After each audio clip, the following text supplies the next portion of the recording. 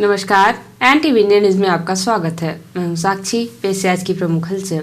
8 फरवरी को भारत निर्वाचन आयोग द्वारा जारी कार्यक्रम के अनुसार लोकसभा निर्वाचन 2024 के दृष्टिगत जिले की चारों विधानसभा क्षेत्रों के लिए अंतिम मतदाता सूची का प्रकाशन गुरुवार 8 फरवरी को कर दिया गया है। कलेक्टर एवं जिला निर्वाचन अधिकारी श्री साकेत मालवी द्वारा मान्यता प्राप्त राजनीतिक दलों को अंतिम प्रकाशित मतदाता सूची की कॉपी तथा फोटो रहित मतदाता सूची की सॉफ्ट कॉपी निःशुल्क उपलब्ध कराई गई। कलेक्टर श्री मालवी ने बताया कि विशेष संक्षिप्त पुनरीक्षण गतिविधि के दौरान 13,530 नवीन नाम जोड़े गए हैं। इसके साथ ही 5,890 नाम विलोपित और 7,122 में संशोधन किया गया है। इस प्रकार जिले के चारों विधानसभा क्षेत्रों के 1,207 मतदान केंद्रों में कुल 10,31,563 मतदाता आगामी लोकसभा निर्वाचन में मतदान करेंगे, जिसमें 5,34,961 पुरुष मतदाता, 4,96,592 महिला मतदाता तथा 10 अन्य मतदाता हैं। कलेक्टर ने मान्यता प्राप्त राजनीतिक दलों के प्रतिनिधियों से कहा कि एक बार मतदाता सूची का अवलोकन कर यह सुनिश्चित करने की त्रुटि बस किसी विशिष्ट व्यक्ति का नाम मतदाता सूची से विलोपित नहीं हो। साथ ही यदि किसी मतदान सूची से अनावश्यक रूप से नाम विलोपित किए गए हो तो इसे भी संज्ञान में लाएं। कलेक्टर ने बताया कि आगामी लोकसभा निर्वाचन के दृष्टिगत आयोग के निर्देशानुसार विभिन्न कार्यवाहियां जारी हैं। निर्वाचन सदन में ईवीएम मशीनों की FLC का कार्य प्रगतिरत है।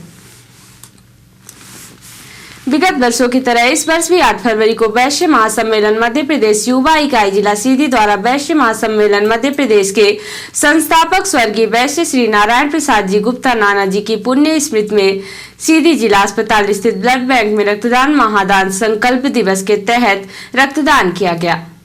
रक्तदान के दौरान भोला प्रसाद गुप्ता, प्रदेश महामंत्री वैश्य महासम्मेलन गोपाल प्रसाद गुप्ता, जिला प्रभारी वैश्य महासम्मेलन दिनेश गुप्ता, जिला अध्यक्ष वैश्य महासम्मेलन अमित प्रधान, संभागीय अध्यक्ष युवा प्रकोष्ठ वैश्य महासम्मेलन अमित जायसवाल, जिला अध्यक्ष युवा इकाई वैश्य महासम्मेलन सीधी पूनम सोनी, कंचन गुप्ता सहित वैश्य महासम्मेलन के बड़ी संख्या में कार्यकर्ता और पदाधिकारी मौजूद थे।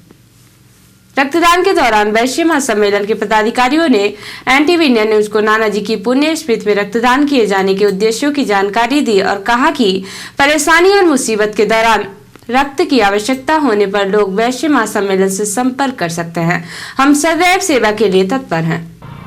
आज वैश्य महासम्मेलन यद्यपि सीधी बस में नहीं पूरे मध्य प्रदेश में हमारे वैश्य महासम्मेलन के पुरोधा स्वर्गीय नारायण प्रसाद गुप्ता नाना जी, माननीय प्रदेश अध्यक्ष उमाशंकर गुप्ता जी के नेतृत्व में हर जिले हर तहसील में ब्लड डोनेशन का कार्यक्रम रखा गया है। ऐसे हमारे युवा इकाई के नेतृत्व में हमारे सीधी जिला में सम्मानीय भोला प्रसाद गुप्ता जी के पहल से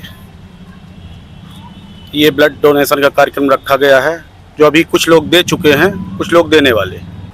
हमारे पूरे मध्य प्रदेश के अंदर वैश्य महासम्मेलन का गठन है। हमारे पूजनीय स्वर्गीय श्री नाना जी के यादगार में ये रक्तदान का शिविर प्रत्येक वर्ष चलाया जाता है, पूरे प्रदेश के अंदर चलाया जाता है 8 फरवरी को। और साथ ही हमारे वैश्य परिवार से अन्य समाज से लोग आके रक्तदान शिविर में सहभागिता निभाते हैं। रक्तदान करके रक्तदान को अपन लोग जीवन दान के रूप में समझते हैं। आज सीधी जिले में ब्लड डोनेशन का कार्यक्रम हुआ है। हमारे वैश्य समाज के आस्था के केंद्र बिंदु रहे स्वर्गीय श्री नारायण प्रसाद गुप्ता जी के पुण्यतिथि के अवसर पर, जिन्हें हम नाना जी के नाम से जानते हैं, तो सिर्फ इस वर्ष ही नहीं, प्रतिवर्ष कई वर्षों से लगातार हमारे वैश्य महासम्मेलन के युवा, महिला और जो वृद्ध हैं वो भी ब्लड देने के लिए उत्साहित रहते हैं और इस आज के इस दिन में सभी ज़्यादा से ज़्यादा बढ़ चढ़कर ब्लड देते हैं। हमारे सब वरिष्ठों के मार्गदर्शन में आज ये कार्यक्रम रखा गया है, ये आयोजन रखा गया, इसके लिए हम धन्यवाद करते हैं। और हमारे प्रदेश के अध्यक्ष श्री उमाशंकर गुप्ता जी का हर साल हम लोगों को मार्गदर्शन मिलता है। हर साल हम लोग बढ़ चढ़कर इसमें हिस्सा लेते हैं और हमारे आज श्री सुभाष गुप्ता जी ने आज ब्लड डोनेट किया है।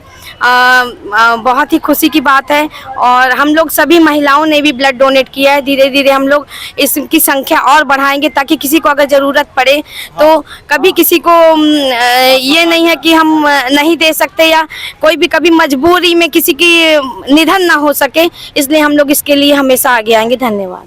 रक्तदान के दौरान सिविल सर्जन दीपा इसरानी ने भी मौके पर पहुंचकर रक्तदान करने वाले युवाओं को प्रमाण पत्र दिया। इसके साथ उन्होंने वैश्य महासम्मेलन के पदाधिकारियों के इस पुण्य कार्य की प्रशंसा की और लोगों से रक्तदान करने की अपील भी की। के द्वारा हमारे यहाँ ब्लड की बहुत आवश्यकता रहती है। कई सारे ऐसे बच्चे हैं थैलेसीमिया से पीड़ित हैं, शासन द्वारा भी गाइडलाइन है कि उनको फ्री ब्लड दिया जाता है। हमारे यहाँ 14-15 बच्चे हैं जो चिन्हित हैं, जिन्हें हर 15 दिन 1 महीने में ब्लड की ज़रूरत पड़ती है। तो इस तरह ब्लड की आवश्यकता हमेशा बनी रहती है। कई सारे एक्सीडेंट के केस हैं, प्रसव संबंधी केस की आवश्यकता हमारी सब पड़ती रहती है। और हमारे जो वैश्य महासम्मेलन की ओर से गुप्ता जी हैं, भोला जी और दिनेश जी, इनके द्वारा एक बहुत अच्छा प्रयास किया गया है और समय समय पर इन्हें ब्लड कैंप लगाने का कहा गया है।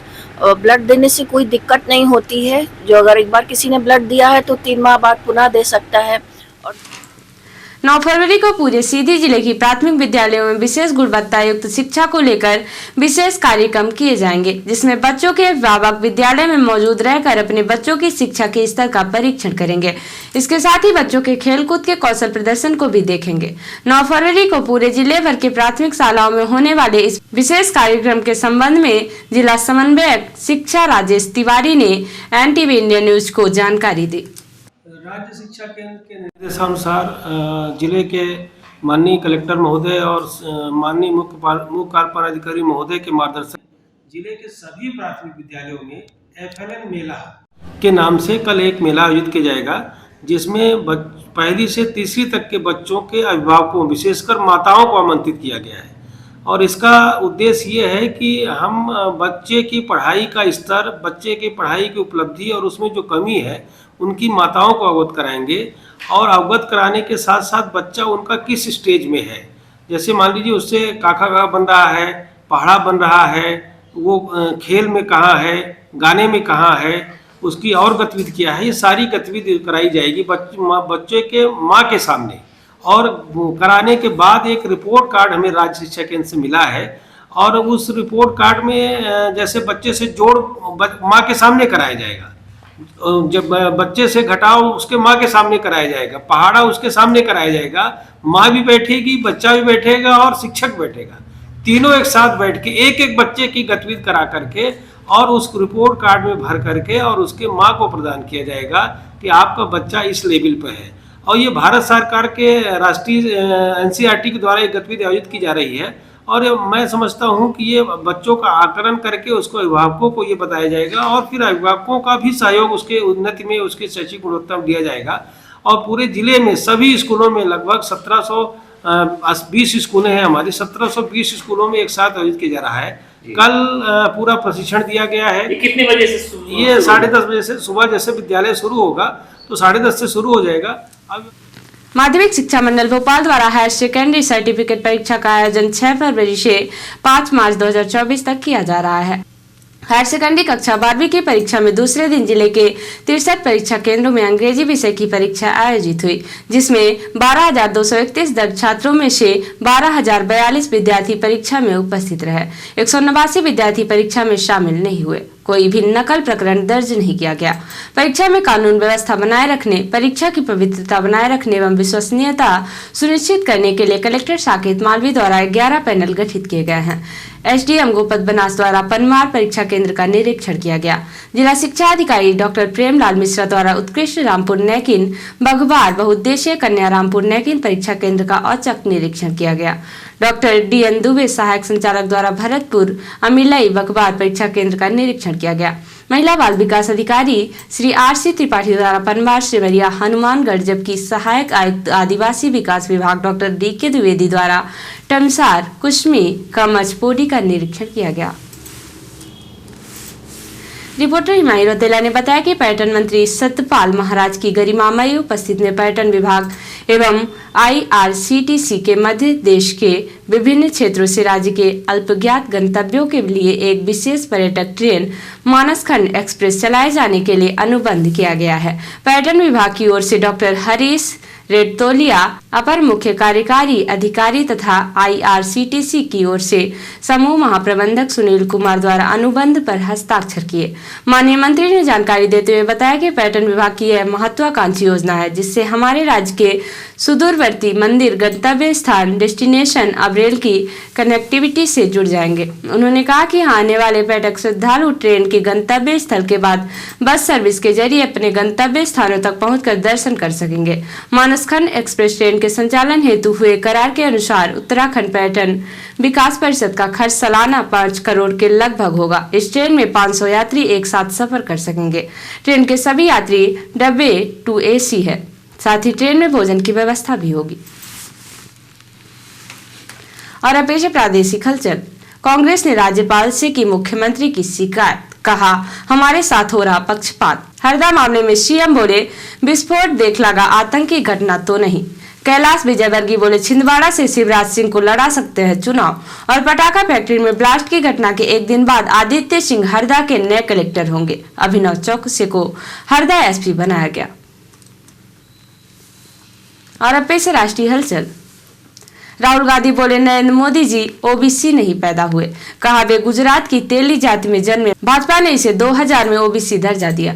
भारत म्यांमार के बीच बॉर्डर सील किया गया, लोगों की आवाजाही बंद, घुसपैठ रोकने के लिए गृह मंत्री शाह का फैसला। केंद्र की टैक्स नीतियों के खिलाफ केरल सरकार का प्रदर्शन। दिल्ली में केजरीवाल, भगवंत मान भी मौजूद। और पाकिस्तान में वोटिंग से एक दिन पहले हुए धमाके, 24 की हुई मौत। तो ये थी आज की प्रमुख हलचल। नमस्कार।